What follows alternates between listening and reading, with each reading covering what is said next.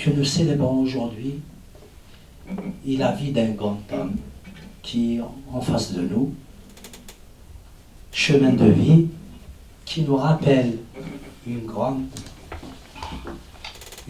dame, Fatma Abdel-Son, histoire de ma vie, qui, par son vécu, par sa souffrance, a su célébrer en nous cette force de vie, cet engagement, cette résistance culturelle qui fait vivre la Kabylie, qui fait battre le cœur de l'Algérie.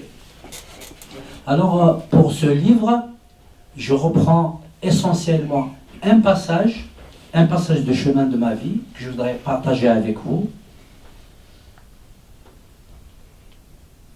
Vers 23h, Hussein Ahmed me dit qu'il vient de recevoir un appel du général Nazar, ministre de la Défense, qui lui demande de venir discuter avec lui. Ahmed souhaite ma présence à cet entretien. Je pars donc vers minuit au ministère de la Défense avec lui et deux autres responsables du FFS, Rachid Halat et Jamel Bensba. La seule demande d'un tel entretien pendant la nuit démontre la survenance d'événements graves. Aucun d'entre nous ne doute désormais du coup d'État. Le général Nazar me reçoit dans son bureau au ministère de la Défense. D'emblée, Hussein Ahmed parle des réactions des populations et des États étrangers qui ne manqueront pas après ce coup d'État. Khaled Nazar, visiblement très agité, conteste immédiatement qu'il y ait un coup d'État pour lui. Chedli a démissionné. La discussion a duré environ 1 heure. J'ai parlé une seule fois pour demander au général Nazar quelles sont les dispositions qui ont été prises pour que les droits humains, individuels et collectifs soient respectés. Et cette question de M. Majid Bensir résume en elle seule toute la démarche et toute la philosophie et toute la ligne politique du FFS authentique. Et merci. Je donne la parole à M. Medvedich.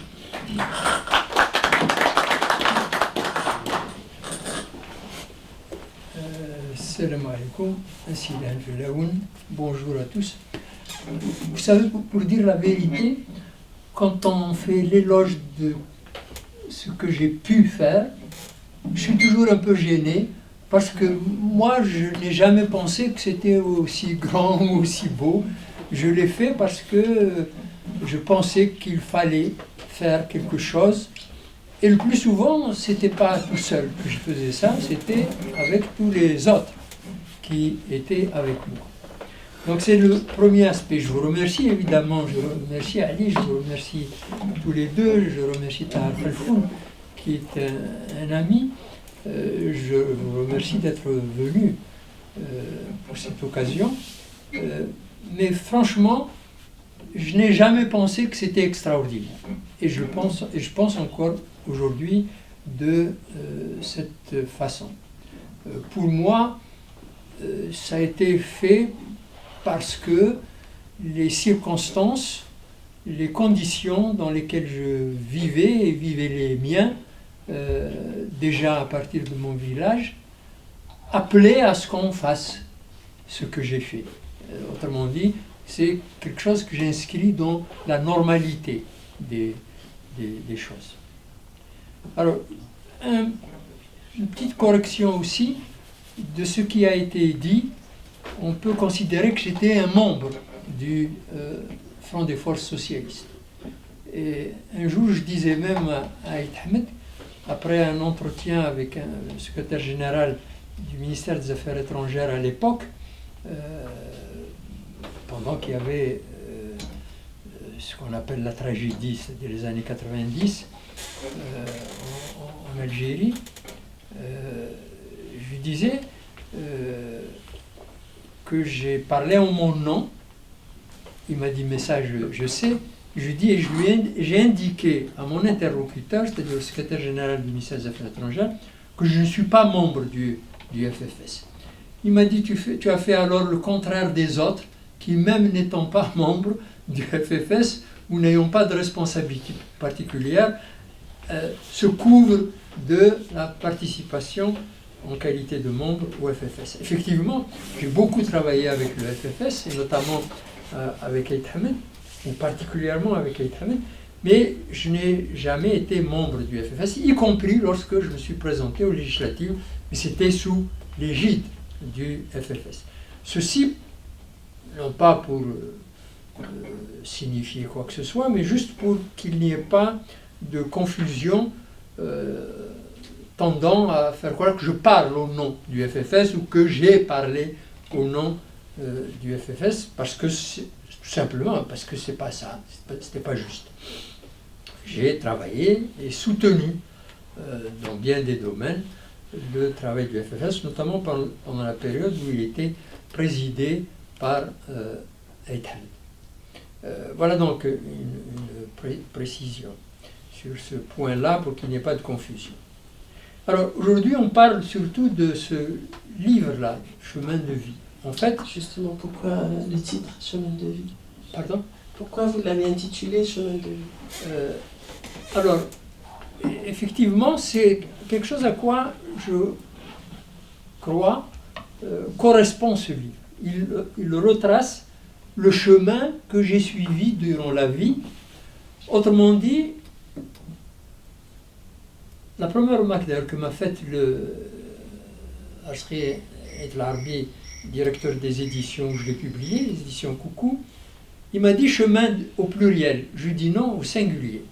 Ça veut dire que je n'ai suivi qu'un chemin, qu'il y a une ligne de conduite que j'ai essayé de suivre durant ma vie, y compris lorsque j'étais enfant, en commençant par être scout musulman d'Algérie. Comme vous savez, scout musulman d'Algérie, et surtout à l'époque, je ne me souviens pas de l'année précise, je pense que ça devait être en 1948, je devais avoir donc 10 ans ou 11 ans, à partir de là, comme tout le monde dans mon village, on était nationaliste. C'était une donnée, tout le monde était nationaliste. Moi, j'ai pu faire scout musulman, mais dans mon village, j'ai enseigné aux enfants de mon âge, un peu plus jeunes ou un peu plus âgés, ce que l'on m'apprenait comme scout musulman, par exemple. Donc, et je l'ai fait parce que les jeunes du village, ceux qui étaient donc comme moi, étaient désireux de faire cela. Autrement dit, ils avaient le même engagement que moi. Et c'est pour ça que je dis, dans mon village et dans les villages aux alentours, c'était les mêmes engagements, le même mode de vie. Et j'ai commencé par cela, c'est-à-dire dans mon livre, j'ouvre mon livre avec l'école, l'appel de mon père pour aller à l'école le matin et me réveiller, parce que c'était très dur, c'était à 5 km de l'école, c'est la montagne, donc il faut gravir des pentes. Et en hiver, il neige, il fait froid, souvent il pleut. Donc l'école, c'était à la fois la recherche du savoir, une sorte de privilège, parce que j'étais le seul à l'époque dans mon village à aller à l'école, parce que mon père avait un petit commerce à Michelet, aujourd'hui à Ain Hammam, et que les autres n'avaient pas cette possibilité. Et donc, l'école, c'était difficile pour y aller et poursuivre les cours. Mais en même temps, c'était un privilège, parce qu'on accède, et tout le monde le savait déjà, même quand il n'allait pas à l'école. On accède au savoir, et on a une sorte de promesse d'un avenir différent.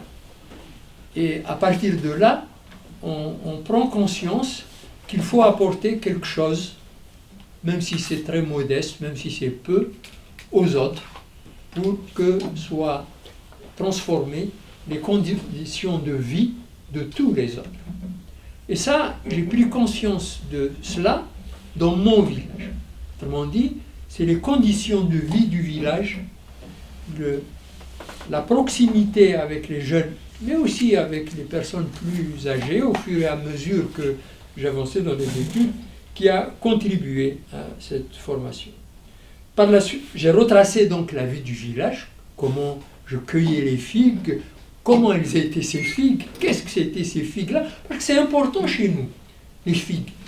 on vivait, il y avait des moments où on ne vivait que grâce à ce que nous donnait ce lieu-là, le sol de ce village de Kabylie. Autrement dit, des fibres surtout, un peu d'autres choses aussi, que les femmes et les hommes du village cultivaient eux-mêmes, mais c'était surtout ça. Autrement dit, on ne pouvait pas vivre comme ça, d'après moi, dans ce milieu, dans ces conditions, sans voir que il y a un sous-développement qui fait mal, qui est incrusté dans. Autrement dit, quelque part, mon livre sur le droit international du sous-développement, ce n'était pas le fruit seulement des études, du fait que j'ai côtoyé des économistes importants qui parlaient avec science, mieux que moi, du sous-développement, non pas seulement de la Kabylie, ni seulement de l'Algérie, mais de très nombreux pays, du plus grand nombre de pays existants sur la scène mondiale. Et donc, même dans un tel livre, Droit international du sous-développement, je dois quelque chose à tous ceux qui m'ont entouré dans le village pour que l'on voit qu'est-ce que c'est, comment on vit pratiquement le sous-développement. Et après, évidemment, le reste, le fait d'aller ailleurs dans le monde, le fait de lire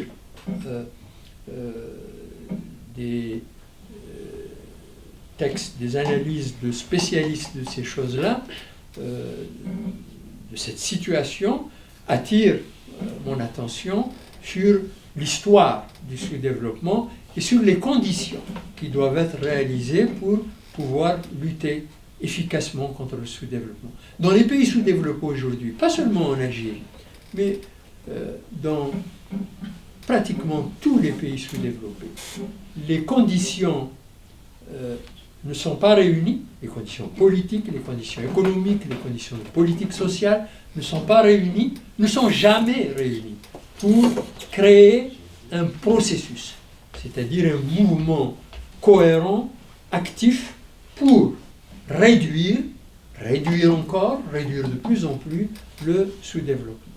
Pour cela, il faut établir non seulement des politiques économiques qui répondent à cela, qui répondent à quoi? Qui tentent plutôt de mettre fin aux éléments qu'ont analysés et mis au clair les économistes les meilleurs dans le monde, c'est-à-dire mettre fin à un processus politique et économique, des politiques économiques notamment, mais également des politiques sociales, des politiques sur le changement des institutions, qui répondent aux aspirations des populations et qui engagent un processus qui met fin à la caractéristique principale des économies sous-développées, la désarticulation, c'est-à-dire le fait que les secteurs économiques ne communiquent pas les uns aux autres, mais communiquent avec l'extérieur. Et alors vous verrez les chefs d'État, Boumedienne puis tous les autres, ou dans d'autres pays, au Mali, en Tunisie, au Maroc, et ainsi de suite, vous verrez les chefs d'État s'épuiser à arbitrer entre les différents chefs de secteur, c'est-à-dire entre les différents ministères, sans jamais engager un processus cohérent de développement économique qui met fin à la désarticulation économique. Pour ce, il aurait fallu, comme j'explique dans le droit international du sous-développement, il aurait fallu non pas voir ce que peuvent faire pour nous les entreprises multinationales, mais ce que peuvent faire pour nous les différentes populations qui peuplent ces pays. Autrement dit, il est nécessaire d'avoir une vision politique, une relation politique avec la société que l'on veut engager dans des politiques de développement. Et cela, aucun pays sous-développé n'a pu le réaliser parce que, dans l'ensemble, ce sont des systèmes autoritaires ou chaotiques qui, même lorsqu'ils ne sont pas des dictatures, n'organisent pas un processus constant d'écoute des aspirations des populations. Et pour voir cela, autrement dit, pour voir compter sur ses propres forces, comme parfois on l'avait repris, notamment au cours de certaines périodes, pour pouvoir être sensible à cela, voir que les politiques économiques d'industrialisation ne suffisent pas, mais qu'il faut engager tout en même temps des politiques sociales, des politiques qui permettent la participation de représentants authentiques des populations à la définition de ces différentes politiques. Tant que l'on n'engage pas cela, eh bien, on est réduit à constater l'échec du sous-développement. Alors, je ne cite que cet exemple-là. Je ne vais pas dire comment, pour écrire tel et tel autre ouvrage que vous avez bien voulu citer, comment j'ai été inspiré. Pour cela, peut-être que ce n'est pas nécessaire d'abord, et puis peut-être qu'il faut plutôt essayer de lire cet ouvrage comme on lit ces ouvrages comme on lit d'autres, mais en plus de surcroît, ce serait vraiment trop long. J'ai longtemps hésité à faire mes mémoires. En fait, je n'ai pensé à faire mes mémoires que lorsque beaucoup de mes amis m'ont poussé à les faire, parce qu'en estimant que telle ou telle de mes confidences pouvait être utile à être connue par d'autres. Mais peu à peu, à la suite de réactions pour certains des articles, notamment dans la presse, parce que dans la presse, les quotidiens, beaucoup plus de gens lisent ce qu'on écrit. J'ai eu un certain nombre de contacts qui m'ont incité à faire ces mémoires. C'est dans ces conditions que je l'ai fait, puis peut-être aussi avec l'âge, je dis que malgré les autres écrits, il serait bon d'expliquer ce chemin-là que j'ai suivi, et peut-être que cela peut être utile, non pas forcément tout de suite, mais avec le temps. C'est pourquoi j'ai par exemple voulu donner les noms des villages qui entourent le mien, les conditions dans lesquelles les gens dans nos villages, mais pas seulement dans nos villages, puisqu'il se trouve que pendant la guerre de libération, j'étais obligé de vivre à Biskra, de vivre à Alger, de vivre à Constantine, et donc j'ai pu vivre dans d'autres lieux qui, en réalité, me rappelaient la vie que je vivais en Kabylie. Autrement dit, en Algérie, quelles que soient les différences de lieux, j'ai pu voir qu'on vivait à peu près de la même façon, qu'on avait à peu près les mêmes aspirations, même si les objectifs poursuivis étaient réalisés de différentes manières.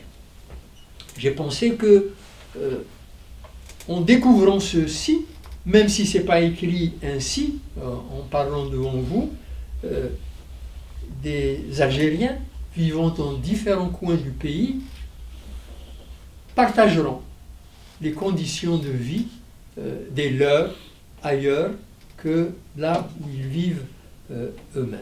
Donc ça pouvait être utile de raconter cela. Ensuite, j'ai raconté les conditions dans lesquelles on pouvait aller à l'école, tous ceux dont on était frustrés, parce qu'il ne s'agissait pas de l'histoire de nos ancêtres. À l'école, on ne me parlait pas de Jugurtha, si ce n'était mon père ou un peu mon grand-père ou d'autres, des étudiants qui venaient discuter avec mon père, auprès de qui, en écoutant alors que j'étais écolier, j'ai appris qu'est-ce que c'était la politique. C'est pourquoi j'étais peut-être politisé très vite. Les étudiants qui revenaient de vacances, alors que j'étais à l'école primaire, discutaient toujours, systématiquement, pendant les vacances, avec mon père, qui avait donc un peu une sorte d'amour de la politique et aimait parler avec ses étudiants. C'est auprès de cela que j'ai appris à faire, ou non pas à faire, mais à voir qu'est-ce que c'est la politique ou l'importance du militantisme politique pour le pays, quelles que soient les idées que l'on peut que l'on veut promouvoir. J'ai décrit donc comment on vivait à l'école, comment on était, comment on était reçu, comment mon directeur d'école m'a finalement beaucoup apporté, ou mes instituteurs, comment cela se passait dans le lycée pendant la période coloniale, et ensuite durant les études, que ce soit en Algérie ou à Grenoble, et les conditions dans lesquelles, en novembre 61, j'étais amené à quitter l'Algérie et à retrouver de nouveau en France, étudiant à Grenoble, le FLN par suite de relations avec d'anciens élèves au moment où j'étais maître d'internat à Constantine en 1960 à peu près.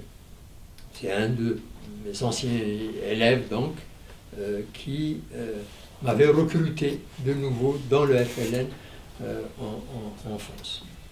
J'ai parlé aussi dans ce livre, et je ne vais pas vous raconter, comment on vivait à la faculté, d'abord comme enseignant, ensuite comme à la direction de la faculté, les problèmes qui pouvaient se poser sur le plan politique, compte tenu de ce que l'on avait comme système politique, le fait aussi que, bien qu'on ait vécu dans un système autoritaire, j'ai souligné que tous les professeurs qui voulaient imprimer à leur cours tel enseignement, telle ou telle direction, l'ont fait parce que je peux témoigner que je n'ai jamais reçu, par exemple moi-même, une directive pour faire mon cours de telle ou telle manière.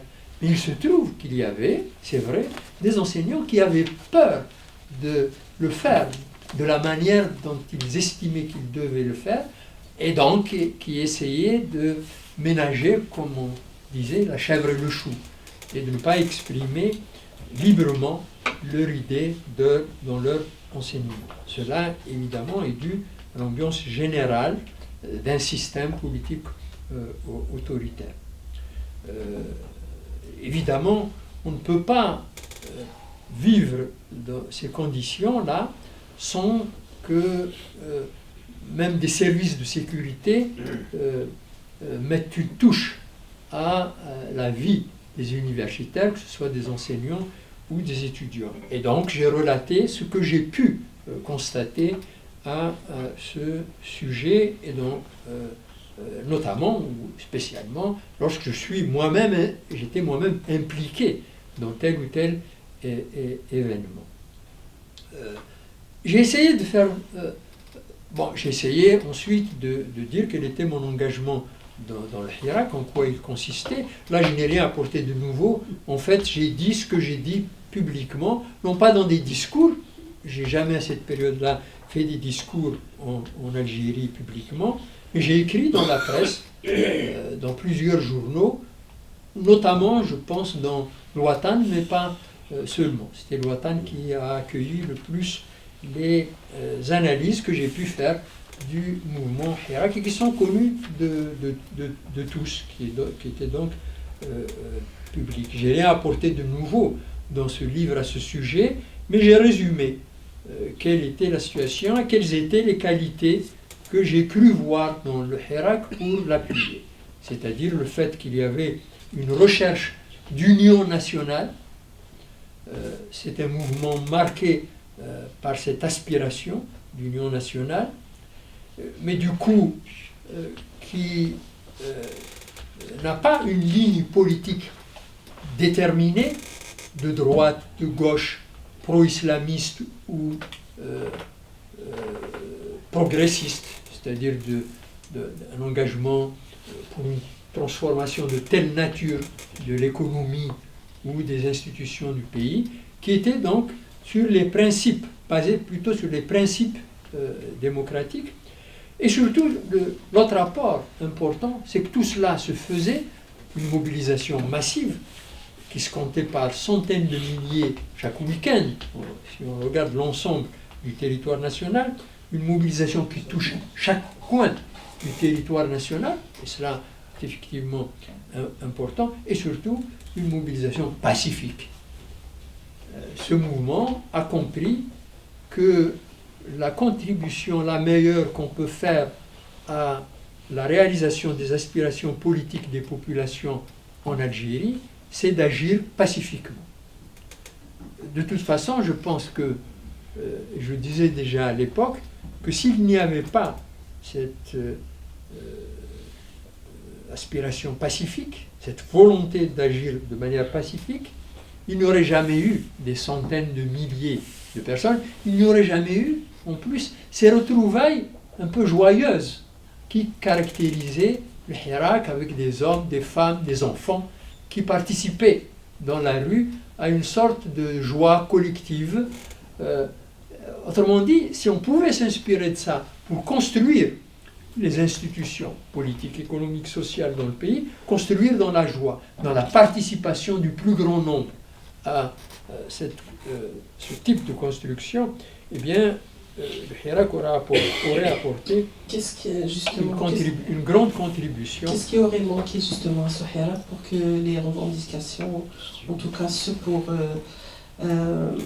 pour lesquelles le peuple s'est levé en février, pour qu'elles aboutissent? Qu'est-ce qui aurait manqué justement?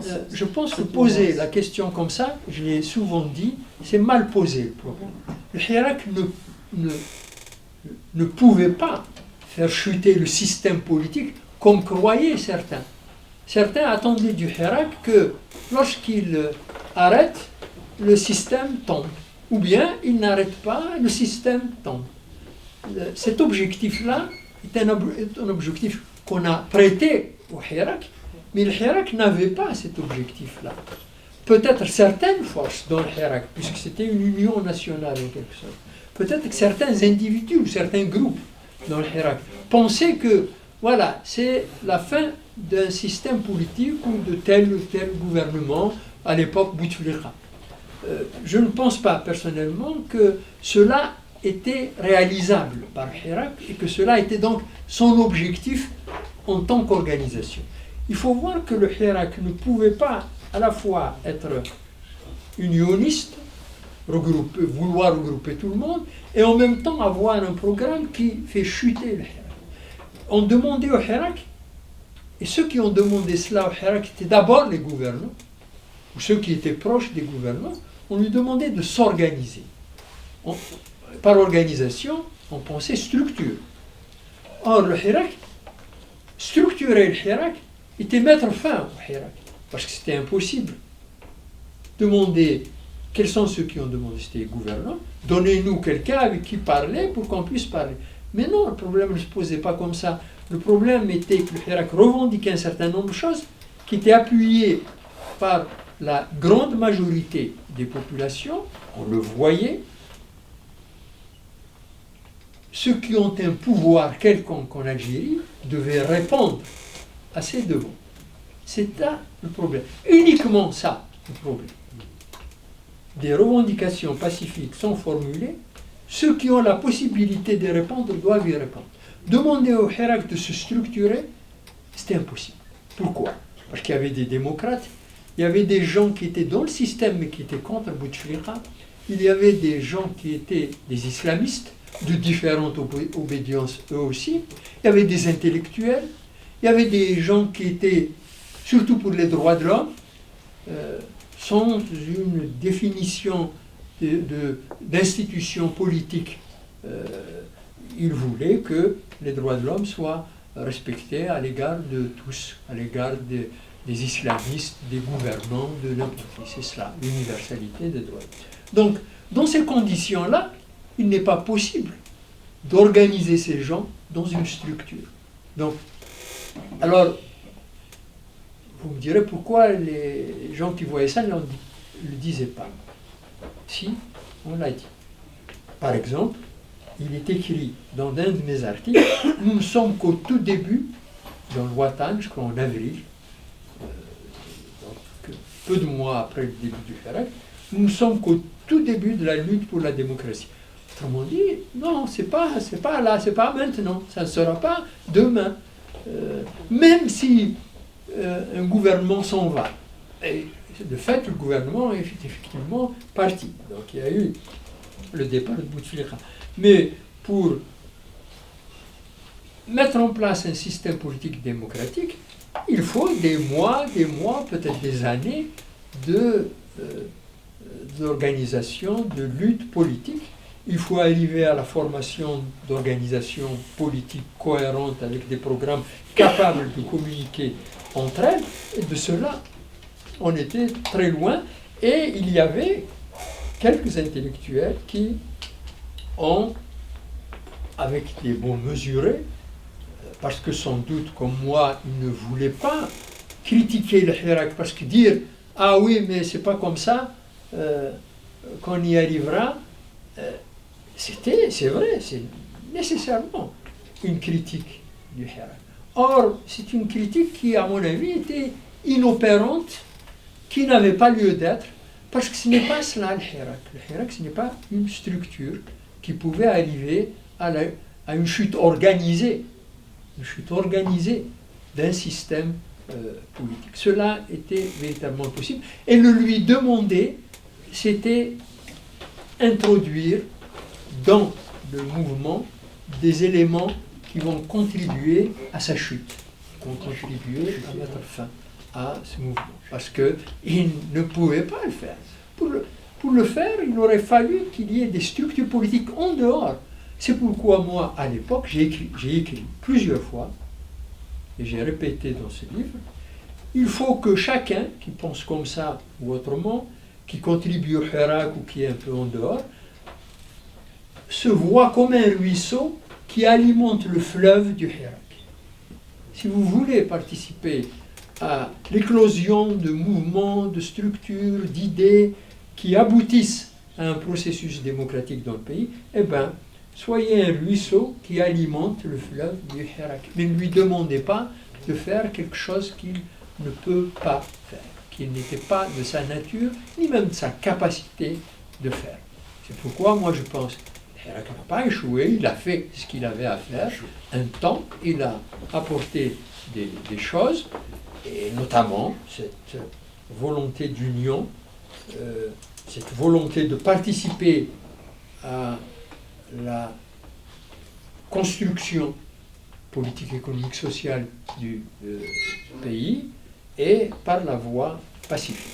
Donc ça, on ne doit pas l'oublier. C'est ça qui est le plus important, à mon avis, dans la période du Hirak. Voilà donc comment je réponds à votre question. Justement, vous qui avez, pendant votre chemin de vie, justement, votre cheminement, vous avez vécu toutes les époques historiques contemporaines de l'Algérie. Au regard de votre expérience et au regard de vos analyses, qu'est-ce que vous nous conseillerez en tout cas pour le peuple, pour l'ensemble des acteurs qui peuvent apporter sa goutte pour ce ruisseau, pour qu'on puisse aller justement vers cette concrétisation? Je sais que vous l'avez bien dit, ce ne sera pas aujourd'hui, ce ne sera peut-être pas demain, mais plus tard. Mais comment on peut déjà mettre les fondations de ce cheminement? Au regard de votre expertise, évidemment. Premièrement, personne ne peut répondre à cette question. C'est vous qui devez répondre à cette question. Je ne peux pas, parce que chacun a un peu son idée. Ce que je peux vous dire à vous, si je vous connais bien, je sais ce que vous pouvez faire, etc., c'est peut-être quelques suggestions. Mais il faut bien connaître quelqu'un pour lui dire, à titre individuel, qu'est-ce qu'il peut faire. D'abord, il faut voir qu'est-ce que vous pensez, vous, de la situation. Est-ce que vous êtes pour que les droits de l'homme soient applicables à tous, ou bien est-ce que vous estimez, parce que celui-là, il est islamiste, il faut le tuer s'il fait quelque chose, ou celui-là, il est pour les droits de l'homme, il faut le tabasser parce que les droits de l'homme, c'est rien. Donc, il faut connaître. Donc, il n'y a pas de réponse à cette question. Dire aux gens, collectivement, qu'est-ce que vous allez faire? Chacun fait, en fonction des conditions dans lesquelles il est, ce qu'il peut faire, compte tenu de ses propres engagements et de ses propres convictions. Qu'est-ce qu'il veut? Est-ce qu'il est démocrate? Est-ce qu'il est plutôt droit de l'homme seulement? Ou droit de l'homme, mais prenons conscience qu'il faut aussi lier cela à l'action politique, etc. Donc je pense qu'il n'y a pas de réponse à cela. Ceci dit, peut-être qu'il y en a sur le terrain qui travaillent déjà. Et alors, le problème, c'est de les rechercher. Et les rechercher, on ne peut le faire que si on est dans les conditions, dans le coin, dans la ville, dans le village, où se trouvent ceux qui agissent dans la direction que vous recherchez vous-même. C'est ça le problème.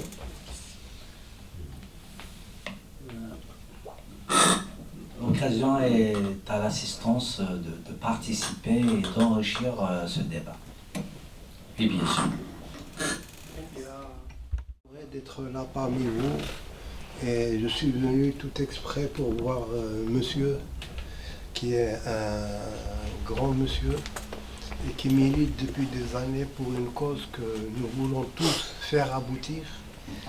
Et comme tout le monde, je me pose la question, quel est ce problème et comment le résoudre, à savoir la démocratie et les droits de l'homme.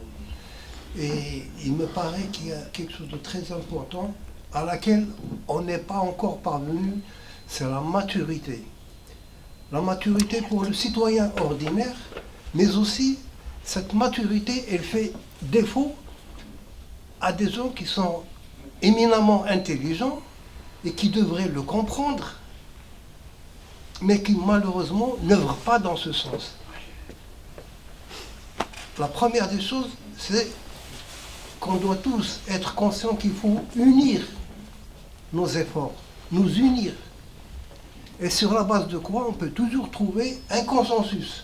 Le consensus, il n'est pas impossible à trouver. Encore faut-il qu'on veuille tous aboutir à ce consensus et militer pour ce consensus. Moi, j'estime qu'on peut y arriver, que ce n'est pas une fatalité, à charge pour nous d'évoluer et d'arriver à maturité pour réaliser notre vœu. Voilà.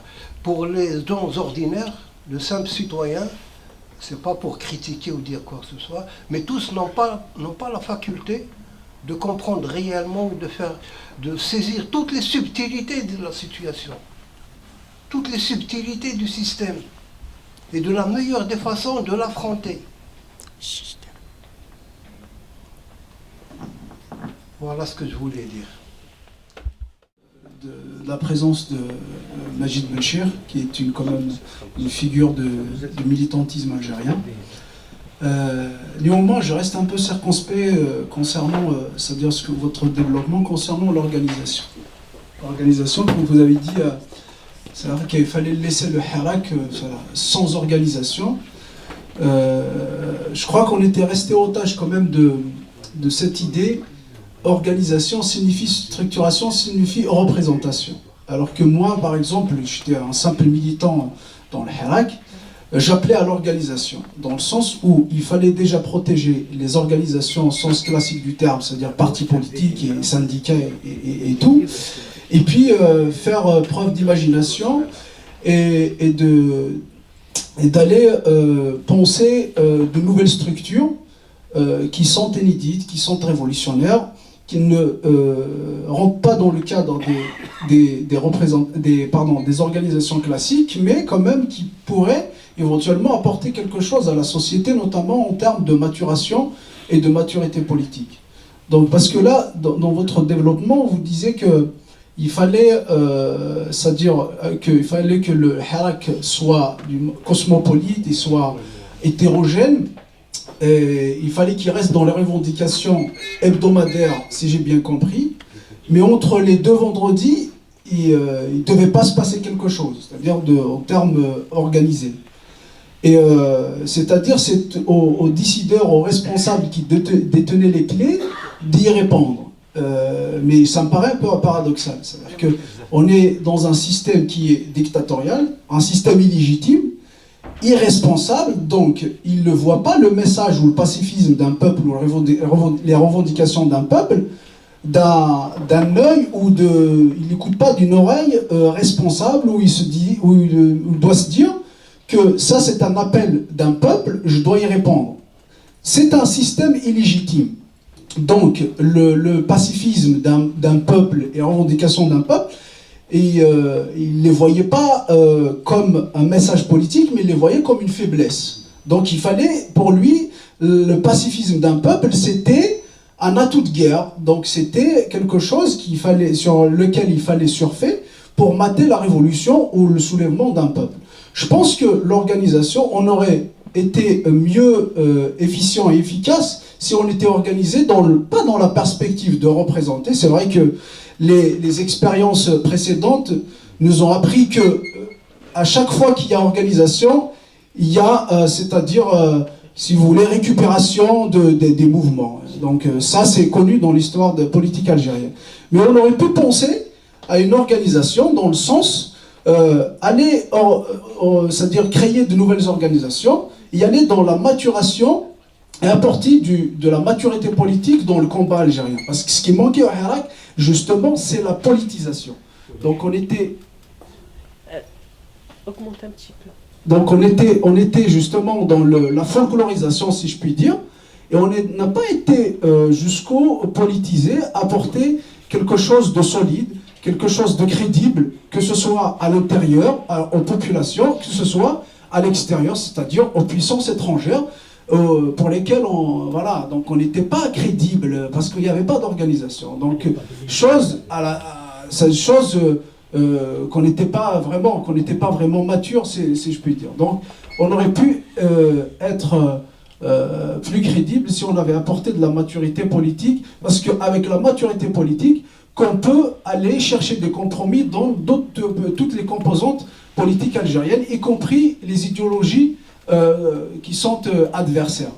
Mais malheureusement, on n'a pas été jusque-là, et c'est pour ça qu'on paie le résultat aujourd'hui. Conférencier qui nous a apporté quand même pas mal d'informations. C'est aussi une riposte internationale qui a pu quand même nous réunir. Ma première question, je ne vais pas être long, M. Benchir. 61 ans depuis la création du FFS. Malheureusement, ils ont été en 63. Un mouvement insurrectionnel régional. Le pouvoir, il fait une connotation régionale par le biais du charisme, de la révolution. Le Messaïd Ahmed qui avait des qualités de nationaliste de la première heure. Zran, il est nationaliste. D'ailleurs, j'ai remarqué une chose, il y a la démocratie, mais néanmoins, il ne peut pas y avoir comment je vais dire, de multipartisme, de multiculturalisme, de liberté de la presse sans démocratie. Il ne faut pas qu'on le perde de vue. Ma première question, la naissance du mouvement Larouche, et on l'a payé très très cher, un lourd tribut. Dans les conséquences, elles sont désastreuses. Le FFS et le RCD, ce sont les deux partis régionaux. C'est une grande responsabilité. Ils ont su canaliser la population. Ils ont su canaliser. C'est pas un maquette la gabji, le désordre qui va régner. Une saudana à 138 morts, voire plus, et des centaines de blessés. Donc, Einstein, je dirais, il n'a pas su faire son travail. Comme d'autres forces politiques en Kabylie. À chaque fois, il y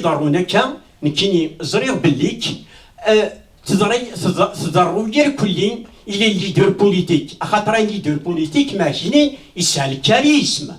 Il a, comment je vais dire, la probité morale et intellectuelle. J'aimerais dire en deux mots, un leader politique, Hussein Ahmed, malheureusement, c'est une pierre philosophale qui est rare tout là. Et bien, les leaders politiques tout là, ils n'ont pas su avoir un stegin. Ils sont un bas de le mental, un bas de le cœur. Ils ont jamais fait un donc, les leaders politiques, on n'a pas su préparer la relève.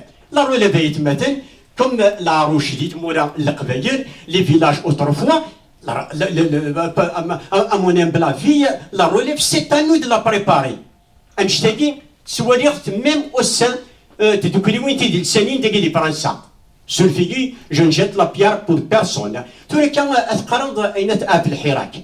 sur Fion Ayam de Côte, moi qui étais vraiment chaud et malin, un militant déterminé d'Il-Hirak, j'ai failli éclater mon foyer. Pendant 3 ans. À la fin, sur le Fion Ayam de Côte, je risque de choquer certains, le Hirak, après 4 ans, 5 ans, c'est une coquille vide. Je m'explique. Il est dépourvu de leader. Un leader, il faut qu'il mouille la chemise. Il est dépourvu d'une plateforme. Il est pourvu d'un programme. C'était لن باش قارن إجليلية dans الوطن قارن جمع 10 millions. À 10 millions en 1979 le régime iranien, le Shah d'Iran, il a plié bagage, il roule. Donc Einstein, Ayim de Côte, pour moi, le Hirak, il a réussi une seule chose. Il y en a a posteriori, il y a quand même une manipulation, le pouvoir qui était derrière. A posteriori, il a réussi une chose, c'est d'éviter Ibn Flika le 5e mandat. Hormis Einstein, je ne vois pas واحد يحبس الحراك parce que كاش حدا بريد تعرض قرغسن وميكسكوزي ديتر ايام دو كولون قرغسن اي مثلا il faut quand même نخدم البيلون اننا كسي لا ستركتور اوريزونتال اتسن لا ستركتور اوريزونتال واحد يحبس sans manipulation sans rien du tout tel mérite que j'ai lu personnellement. Bon, c'est la lecture d'un parcours forcément singulier, mais j'ai beaucoup aimé dans la présentation de Majid, c'est des bribes comme ça, où chacun peut se reconnaître. J'ai lu des bribes de mémoire, ou même dans mes souvenirs de jeunes, on accueillait chez nous des maquisards. Hein. Il y a beaucoup de choses qui sont singulières pour chacun, mais on sent qu'il y avait effectivement quelque chose de commun. Mais il y a une chose qui m'intéresse pour des raisons multiples que je peux expliquer, c'est l'histoire du paternel. Pardonnez Majid, c'est l'ambiance où tu glisses comme ça sa filiation, début de filiation par rapport à l'Udma. Moi je serais très curieux, à titre personnel, hein, c'est pas... Est-ce que ça indique quelque chose? Moi, pour la première fois, j'ai lu de choses qui disaient cette filiation, comme ça, mais c'était des citadins, c'était des gens qui... Et là, c'est passionnant, c'est-à-dire que comment c'est aussi quelque chose qui montrait la politisation diverse, multiple, et pas seulement dans la ville, mais aussi partout. Ça aussi, c'est un point commun. Moi, je serais très curieux donc, pour revenir à ton livre sur cette question-là. Merci. Bien écouté sur le chemin de vie, quand tu as démarré sur le village, parler sur le village. Je suis vraiment très ému en t'écoutant la miscommodance et la misère qui a poussé les gens à se révolter. Je voulais savoir, est-ce que la vie de village maintenant, est-ce que ça peut produire des personnalités ou des gens qui peuvent nous amener à continuer à passer à l'autre étape qui est la démocratisation de l'Algérie? Merci. Si tu rappelles juste que les livres... C'est compliqué, l'organisation d'un parti. Tout ce que je peux dire, c'est que depuis très longtemps, notamment depuis la mort d'Ahmed, je n'ai pas de contact avec le FFS. Donc je suis encore moins habilité à dire ce qu'il convient de faire ou ce que je pense publiquement du FFS. Merci. Il y a une intervention. J'ai pas eu la chance de lire le livre, mais tout de même, il m'a été dédicacé aujourd'hui par Sid Majid. Mais j'ai suivi tout de même l'émission sur Berber TV. D'abord, je tiens à dire quelque chose, que Sid Majid Ben Cheikh a toujours été un repère pour nous. C'est pas un homme d'ambition, quelqu'un un militant d'appareil, mais il a tout le temps été un électron libre, mais surtout désintéressé. C'est ce qui fait que c'est l'image que Majid Ben Cheikh dégage, Et c'est pour ça que nous le respectons et nous croyons à ses analyses. Alors, quelque chose qui m'a étonné lors de l'émission sur Berber TV, Sil Majid a dit que Khaled Nazzar n'a pas sollicité, probablement, Aït Hamed n'a pas été sollicité pour prendre la présidence du Conseil d'État ou pour prendre la présidence de l'Algérie après la démission ou le limogeage de Chebli Benjdid. Et je tiens à signaler quelque chose. En 2013, à un certain moment, Choroq est tiré pratiquement entre 800 000 et 1 500 000 exemplaires. J'ai fait une contribution qui a duré 3 jours, une contribution de 12 000 mots. Donc j'ai dit que Khaled Nazzar a sollicité Aït Hamed pour prendre la tête du Conseil d'État, le comité d'État. Ali, l'avocat de... Ali Haroun, merci. Ali Haroun lui-même a reconnu qu'il a sollicité Aït Hamed pour la présidence du Conseil. Et Sil Majid a dit que non, Aït Hamed n'a pas été sollicité, bien que Khaled Nazzar, qui est un menteur reconnu, en 2013, j'ai dit que Aït Hamed a été sollicité pour prendre la présidence de la République. Il n'y a jamais eu de démenti, ni de la part de Khaled Nazzar, ni de la part des autorités du moment. Donc je souhaite comprendre un petit peu, c'est le Majid qui était dans la confidence, parce que qui était dans le cercle proche du FFS et de Hussein Aït Hamed. Est-ce que réellement Aït Hamed il a été approché, sollicité pour prendre la présidence de l'État après le limogeage de Chebli Benjdid ou pas? Je vous remercie. Je milite pour les droits de l'homme, mais je ne vois pas comment je vais être utile dans cette réunion. Il m'a dit, à mon avis, tu seras utile, tu ne perds rien à venir, tu diras ce que tu veux. Je ne sais pas à moi de te dire ce que tu dois dire. Bon, comme je voyais qu'il voulait que je parte avec lui et ses autres cadres, je suis parti. Au cours de cette réunion, voilà ce que je dis, au cours de cette réunion, à aucun moment il n'a été question de présider quoi que ce soit. De remplacer Chebli, il n'a pas été question de ça. Donc, je témoigne que cette réunion-là, il ne lui a pas demandé cela. Dans tout ce que j'ai relaté au cours des choses auxquelles j'ai assisté, j'ai dit ce que j'ai vu, c'est-à-dire ce qui s'est passé, ce que j'ai vu moi. Peut-être, Aït Hamed ne dit pas tout, il n'était pas là pour me dire tout. Il était un homme politique d'envergure nationale. Moi, il avait des contacts que parfois je n'apprenais que par la bande et dont je n'étais d'ailleurs même pas sûr qu'ils aient eu lieu. Quand il m'en a parlé, lui, je ne peux pas moi écrire que tel contact a eu lieu, que c'est dit cela et cela. Moi, je relate ce que j'ai vécu, moi. Et donc, je dis que, au cours de cette réunion, ça n'a pas demandé, je ne sais pas d'ailleurs si je l'ai écrit dans le livre, mais si on me demande dans une émission de télévision où on m'a invité, est-ce que vous savez, je dis, bon voilà ce que j'ai cité, là non, il n'a pas été question de cela. Je peux ajouter autre chose, je ne sais pas si je l'ai écrit ou pas.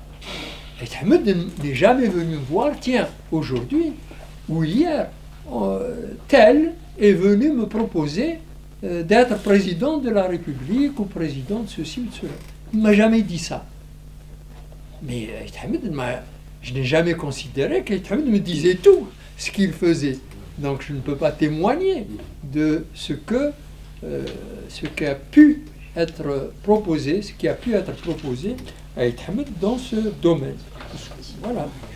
Donc il ne faut pas dire. Ben Cheikh dit, on n'a pas proposé à Aït Hamed. Peut-être qu'on lui a proposé. Lui-même, lorsqu'il a répondu, il n'a pas dit on m'a proposé. Il a dit comment je peux accepter des propositions pendant qu'on tue, voilà ce qu'il a dit, publiquement, j'ai entendu. Donc, voilà. Mais il n'a pas dit on m'a fait la proposition de telle ou telle chose. Peut-être qu'on lui a faite. Il a dit comment que ça se fait qu'il a refusé d'accepter. Voilà, donc, La question c'était ça, comment se fait-il que vous avez refusé d'accepter tel truc? Et il a dit comment je peux accepter des Comment je choses peux comme ça. avaliser. Je peux avaliser un système, etc. Bon, peut-être que ça veut dire on m'a proposé effectivement et je ne peux pas. Peut-être qu'on lui a proposé autre chose et qu'il ne peut pas. Moi, en tout cas, ce à quoi la réunion où j'ai assisté, c'est la seule. Il n'était pas question de ça du tout. C'était autre chose. Voilà. Et peut-être un peu, pas dans l'air de ce qu'on est en train de discuter, mais de discuter d'un épisode dont parle Majid et dans l'institution scolaire qu'il a fréquentée. Nous vivons en France. Et donc par conséquent, en France, on sait ce que pensent les Français des Algériens. Et à rebours de ce qui a été fait en 2005 avec la loi française de 2005 sur les bienfaits de la colonisation. Certains d'entre vous peut-être s'en rappellent, d'autres ne la connaissent pas, il faudrait qu'ils la connaissent. Tu relates un élément important, celui de la relation que tu as pu avoir avec ton instituteur. Tu en parles avec beaucoup de bienveillance et lui aussi était bienveillant. Et donc ce rapport-là, durant une période coloniale, dont, je ne sais pas si c'est le livre d'Aïd Ahmed ou de Farhat Abbas, qui parle de la nuit coloniale, et donc d'une période très sombre. D'ailleurs, la scolarisation des Algériens était limitée. Tu en parles très bien, tu disais que pas mal de tes copains n'accédaient pas à l'école, donc on ne peut pas dire que la scolarisation était... Mais c'est ce rapport-là que moi, étant d'une autre génération que toi, mais j'ai connu aussi l'école coloniale, j'ai pu avoir aussi, moi aussi, avec mes instituteurs, ce rapport avec des Français qui étaient pendant la colonisation, avec lesquels on a pu avoir des rapports, et qui fait que la colonisation de l'Algérie est quelque chose de beaucoup plus complexe que ce qu'on donne à voir aujourd'hui. C'est de ça que je voulais te demander un peu ton point de vue par rapport à ça. Parce qu'on a tendance à voir, effectivement, dans le système colonial, mais dans le système colonial, il y avait aussi cette dimension de l'humanité, et je voudrais bien qu'on... Nous, avec un peu plus de recul, parce qu'on peut le faire, à vrai dire, nous, on n'a pas grand-chose à perdre, on peut parler de ça. Et je pense qu'on doit parler de ça. Voilà, merci. Merci. Est-ce qu'il y a une autre intervention là? Effectivement, j'ai gardé un excellent souvenir de deux instituteurs. Il y a eu d'autres, mais ces deux-là ont beaucoup contribué à m'éveiller, en quelque sorte. Hachimi Oussiddiq, qui était celui qui m'a poussé à travailler, qui me bousculait, qui lorsque je bavardais en classe, venait vers moi, et c'est tout juste s'il ne me frappait pas, mais il ne me frappait pas, mais il disait que c'est pas comme ça que je vais arriver, et que je vais devenir le dernier de la classe, que ce serait la honte du village, etc. Donc il me bousculait, et il est celui qui m'a véritablement poussé à travailler. Ensuite, il y a eu pendant 2 ans, j'étais son élève pendant 2 ans, du directeur d'école qui est un Savoyard, il s'appelle Édouard Thomé, et qui n'était pas pour moi un Français comme les autres, c'était un Français un peu spécial, comme si c'était le bon Dieu qui nous l'avait envoyé. D'abord parce qu'il parlait avec les gens, dans la rue, en se promenant. Des fois, quand quelqu'un lui dit bonjour en passant, il va vers lui, il lui dit où tu vas, il lui parle. Pas juste il lui répond bonjour, mais il veut un dialogue. Donc il était un peu spécial. il était tellement spécial qu'il lisait Alger républicain. Et Alger républicain, à l'époque, c'était mon père, qui était dépositaire d'Alger républicain. Donc, vous voyez, il y avait... c'était pas tous les Français qui lisaient Alger républicain. C'était quelqu'un qui était... que dans le village, je ne sais plus qui c'est qui me disait, peut-être mon père, mais peut-être quelqu'un d'autre, qui me disait qu'il était plutôt socialiste. C'est un Savoyard qui n'est pas colonialiste. Quand il arrivait à Michelet, il arrivait avec ses skis. Il n'y avait pas de piste de ski, mais il allait dans des endroits où il pouvait, au milieu pas loin de villageois ou de villages, faire un peu de ski. C'était vraiment quelqu'un de spécial et qui était à la fois sévère et au contact avec nous. Ce qui fait qu'il était entouré d'une espèce de respect craintif, quoi. C'est-à-dire, à la fois on le respectait, mais on le craignait. Et donc on travaillait pour ne pas être l'objet de ses remarques ou de ses réflexions. Je dis que c'est la première fois que je visitais une maison d'un Français dans ma vie. C'était chez lui. Parce que je lui ai ramené Alger républicain et parfois il me faisait rentrer. Il me dit de m'asseoir pendant qu'il est occupé ailleurs avant de venir prendre le journal. Parfois je le trouvais avec l'autre instituteur, Siddiq. Donc Siddiq, c'était l'occasion pour lui de plaisanter avec moi. Donc il y avait ce contact-là, à la fois loin et proche. C'était quelqu'un qui se promenait sur la route, même après Guelma, après le massacre de Guelma. C'était très difficile pour les Français qui étaient isolés dans des coins de montagne, avaient peur. Et donc, lui, c'était comme s'il n'avait pas peur. Il se sentait protégé par la population. Sinon, il n'y avait pas de contact avec les Français pendant cette période d'école primaire. Les Français avaient un magasin où ils faisaient leur marché, mais on ne les voyait pas le mardi, jour du marché. À El Hammam, on ne voyait pas de Français. Donc il n'y avait pas de contact entre les Français. Les fonctionnaires qu'il y avait, la majorité, pas tous, mais la majorité étaient des Français qui n'avaient pas de contact avec le commun de la population. Peut-être avec tel ou tel commerçant, je suppose.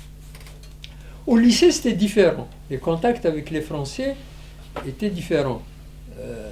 Les Français, c'était les élèves. Dans mon lycée, ils étaient majoritaires.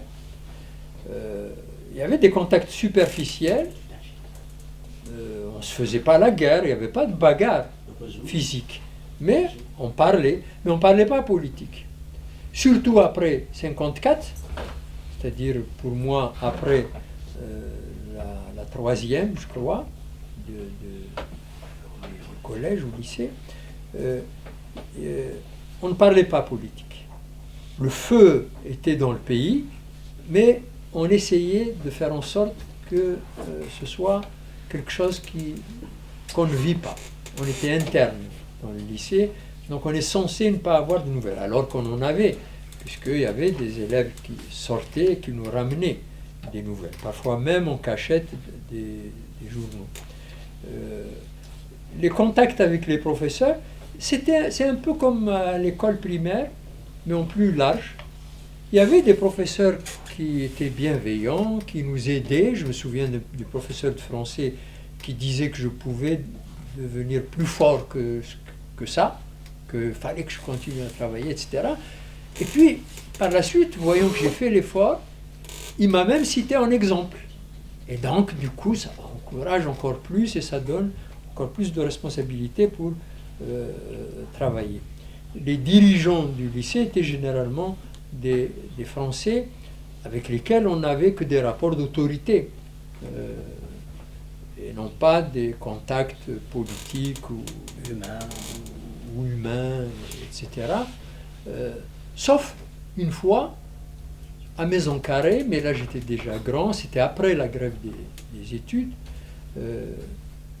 j'ai compté comment un Français je crois, en voyant son nom, que ce devait être un juif français, en tout cas qui était là, ou peut-être pied noir, je ne sais pas, ou né en Algérie, je ne connais pas son passé, m'a vraiment en quelque sorte rendu un service qui a empêché mon arrestation, puisque les gendarmes sont venus au lycée pour m'arrêter pour insoumission. Moi, je croyais que c'était une chose qui était oubliée. En fait, rien n'était oublié. Ils sont venus au lycée pour m'emmener, et le proviseur a réussi à s'opposer à cette décision et a demandé un délai au cours duquel il m'a trouvé, il m'a obtenu un sursis pour continuer mes études. Donc voilà un Français qui m'a rendu un service extraordinaire, parce que au lieu d'aller directement dans une caserne ou en prison, je ne sais pas, il m'a permis de réussir au bac et de continuer mes études. Voilà. Just